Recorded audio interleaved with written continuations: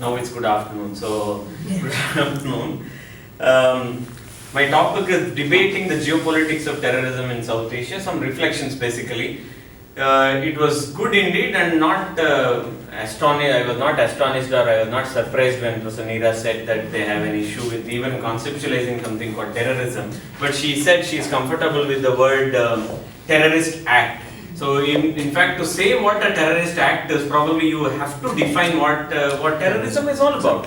And also, I think now over the last 5 to 7 years, we have moved much beyond talking about one's freedom fighter as another's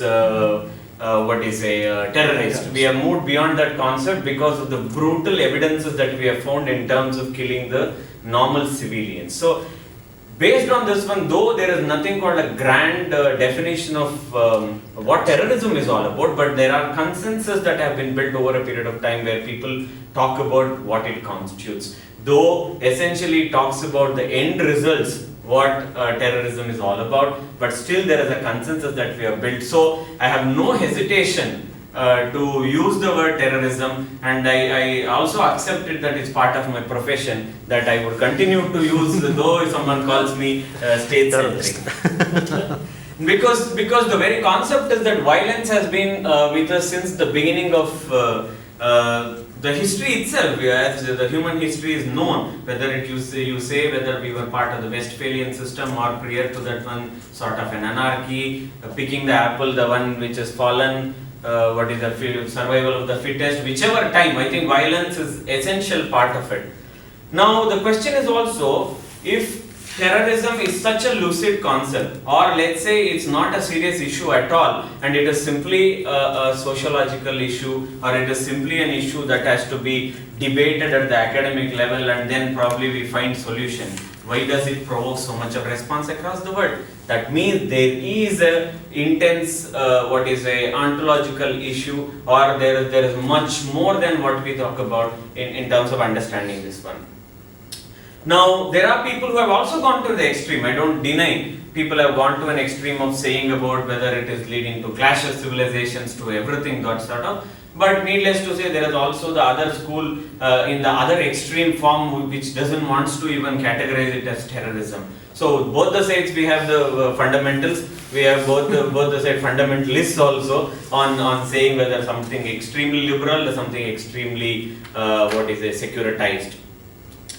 But as we spoke about, it has also resulted in irrationality, miscalculation, xenophobia and religious extremism. These are again multiple shades of terrorism as such what we talk about, because much later now they have assumed this transnational character. Prior to this one, people used to consider it as part of the political violence as such, and they also used to think this is just essentially a domestic issue.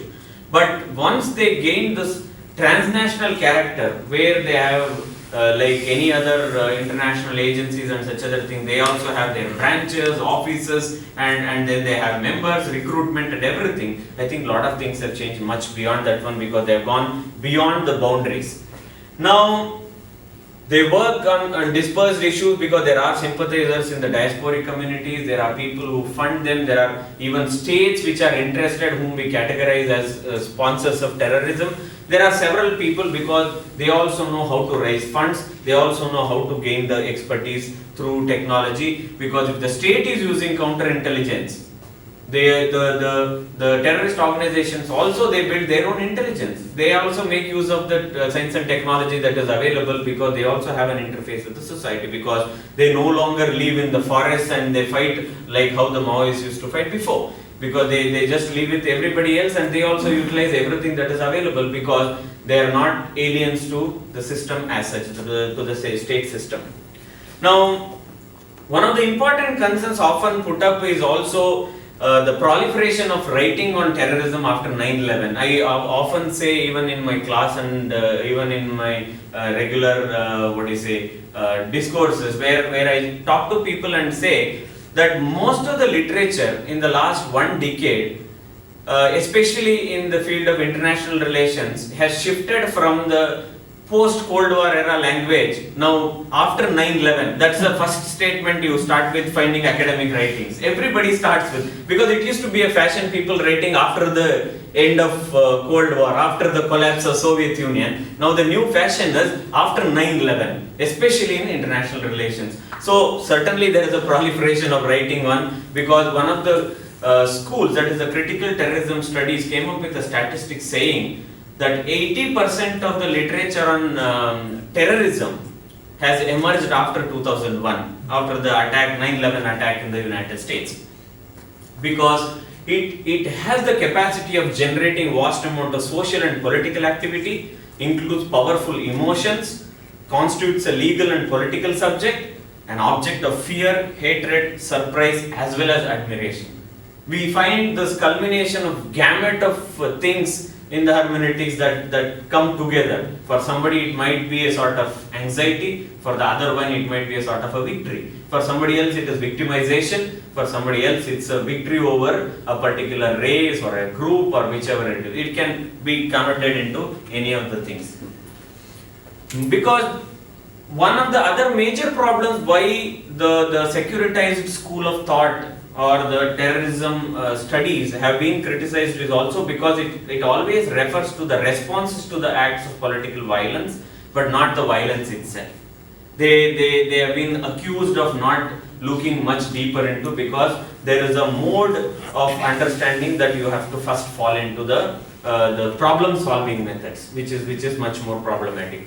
Again, they have also been accused of poor methods and theories, state centricity, problem solving orientation, intellectual link to the state security projects are considered as very problematic by the critical terrorism studies, because they think that those people who work on terrorism, they are all essentially funded by the state and they look only at how to solve this problem, how counter-terrorism has to work, how imperatives, this type of language they would use, they end up becoming victims of all these things. For that matter, if you look at even normal studies, most of the studies that have generated best of the results across the world have been supported by the state itself. One may say it is that agency or this agency, but they have been under the umbrella of the state itself. Only thing is the objectives or the end product is viewed differently. Somebody does an anthropological study by taking funding from an institution like ICSSR or some other institution, is seen as a noble thing that they are doing to society, whereas a problem solving issue that is taken up by a researcher funded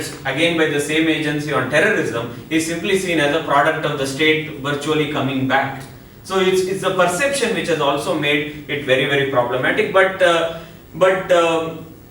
in South Asia as such, understanding terrorism in terms of geopolitics is also in terms of the instrumental rationality. When we say instrumental rationality, it is typically all about that how you have got a problem and how you are going to immediately see the utility. Means just seeing utility of a particular thing. That means you are given a problem and immediately you are supposed to give. You are not allowed to, or you are not expected to think too deep into finding its roots or finding it what has to be done, how it would have come in the history, not like this. The expectation is simply that how do we tackle this particular problem. Now terrorism and finance, probably the person is expected to look at how money laundering is creating problem, how finances go to terrorism. He shouldn't be talking about how currency has started, how rupee is an effective one or how dollar is an effective one. This is not the one. So probably that is one of the reasons why some of the research, they have their own objectives and they get restricted to, who have been dubbed as instrumental rationality, which is pertaining to South Asia as such, because we ourselves have come across lot of works which are typically policy based. They work for the government, or this literature is written for some of the governments.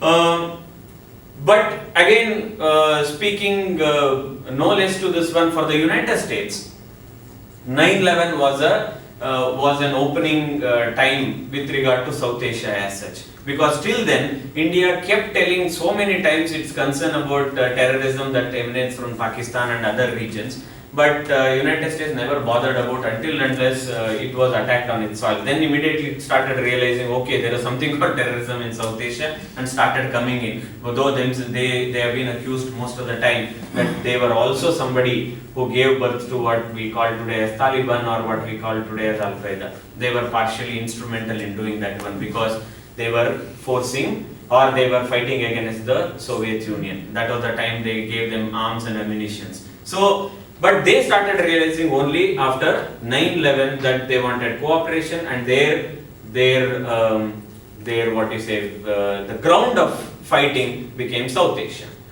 Now, with regard to Pakistan, first state that I am trying to take, though it may sound very, very categorical that Indians always say that Pakistan is the first problem, Pakistan is the one, but in reality also, lot of scholars that I am going to quote here are from Pakistan, because I know that intellectually people will be accused of the bias that you always use. Your own people, Praveen Swami and several other people who always have a typical view, their views never would change. That's why I am referring to a lot of scholars, including someone like Ahmad Rashid, who is an authority on Taliban, who is also an authority on Al-Qaeda and the situations in Pakistan and Afghanistan. There are quite a few of them. Now, with regard to Pakistan, Pakistan suffers from two major problems. One is the weakness of the state itself, second is the ISI. It is pulled on both the sides at different level. Because the combination of poor relation with its neighbors and weak internal institutions have created an environment in which terrorist groups can function and even on occasion flourish, because that is seen as a ground where anything and everything can be done. Now, how we see both of these issues, one of the weak institutions, is also through the regimes. Same like India, one of the important leaders like Gandhi, after he passed away, there was this immediate vacuum that was created because they found directionless. Then Nehru filled that vacuum. Whereas in case of Pakistan, after Jinnah's death, it started off with violence itself. Liaquat Khan was killed, and then the state started going through different level, and in between they fell into this process of Islamization. That is one of the important reasons why the nexus between the ISI and the state institutions became different. Because even if the political executive wants to do something on his own, the ISI would pull on the other side. That has become almost like a parallel government which takes on lot of decisions. Now, Pakistan's institutional crisis and the security dilemma. Most of the time, the ISI survives or it is accepted among the people because it caters to the needs of security dilemma. It says that I am not doing because I want to grow. I am not doing just because I am interested only in my own organization. It's also because of the country that we have a hegemon next to us. They have access to our territory. We have to gain back something that is ours, and there are people who are looking forward to have us. Probably when I discuss Kashmir, it's much easier for me to see on this one. Now, one cannot leave out Afghanistan when we are talking Pakistan, because Pakistan as a place which gave a lot of importance to terrorist organizations that have taken birth in Afghanistan itself. Pakistan has a major role. That's the reason we have to see, because Afghanistan has its own history of having unstable government. They have never been a land of peace. That's what most of the historians say, that one or the other way they have been abused most of the time, either by outsiders or within themselves they have had issues. One of the important things is the Soviet troops withdrawal in 1989. At that point of time, there was gang war, there were warlords, everybody started coming in. Each of the region was captured by different groups. It was this particular time where lot of Afghanis ended up as refugees in Pakistan. And this was taken as an advantage to gain lot more importance by Pakistan in Afghanistan, because they wanted to use some of this internal warlords were problematic for Pakistan to push its access to the other regions, including Central Asia, wherein it finally thought the best way to do is get these people who are in the refugee camps into some of the madrasas and train them and then support them. That's how initially the whole thing of the Taliban started.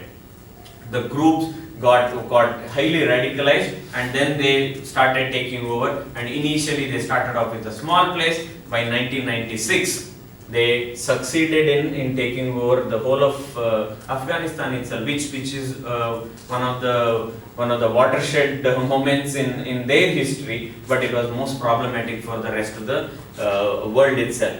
Now, the nexus between Al-Qaeda and Taliban is very, very crucial in understanding how they have given rise to this particular one and why Taliban has never taken problem with Al-Qaeda. Because in the initial stage, when Osama bin Laden started moving from region to region, it was Taliban which provided a base for him. Much prior to that one, he had given financial support to Taliban because they were taking further the project of Islamization of Afghanistan fully, because they were taking to the extreme Sharia laws and such other thing. Because one of the small instances that Ahmed Rashid mentions is when the Taliban took over, the first few instances were very, very horrific. A lady was killed because she indulged in an extramarital affair.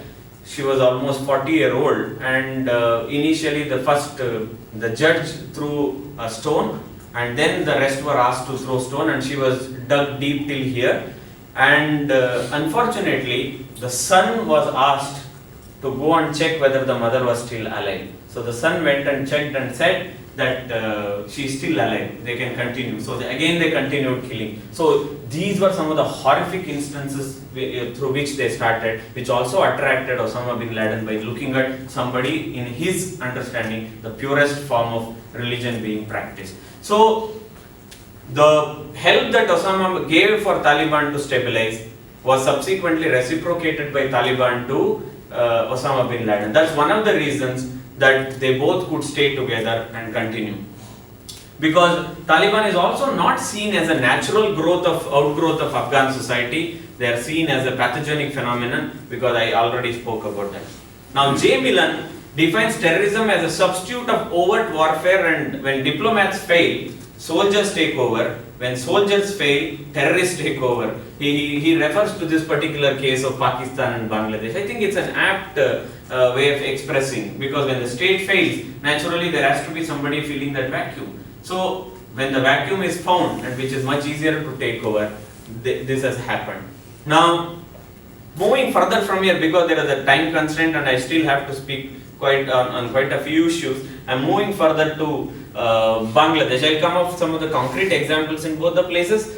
Now, Talibanization of Bangladesh was an important factor, because time and again it has also resurrected according to the regimes. When there was a previous regime before Sheikh Hasina, it supported Jamaat. It also supported several other organizations, including those organizations which were operating from India, from the northeast region. Whereas with Sheikh Hasina, the things have been a bit different. She herself has referred the Talibanization of Bangladeshi society has been one of the biggest cause of concern during her time. Now, whether it's JMB or JMJB, or whether we say Huji or Islamic Chhatra Shibir or Hizbul Tahrir, all these organizations have sprang out during the previous regime, Khalida's regime, where she did not mind all those things, and also there was an anti-India sentiment that came up very, very heavily. Whereas in case of the present regime, somewhere she feels that she needs to grow with India rather than antagonizing the relationship, every time referring to it as a hegemon, or every time referring to it as somebody who never supports.